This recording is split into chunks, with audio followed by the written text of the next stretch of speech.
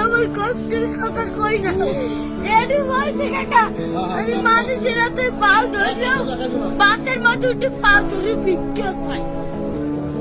সবাই দেয়, ভিক্ষা দেয়, ভালো মতো দেয়। একজন আজকে একটা তোমার মাঝে খালি একটা মুরগি চাইছি দেখে কেন পারছে? একটা উন্ডলে একটা সারে ভাই ওনাকে টাকা দিছে অনেক কষ্ট তোমার এখন আছে কে?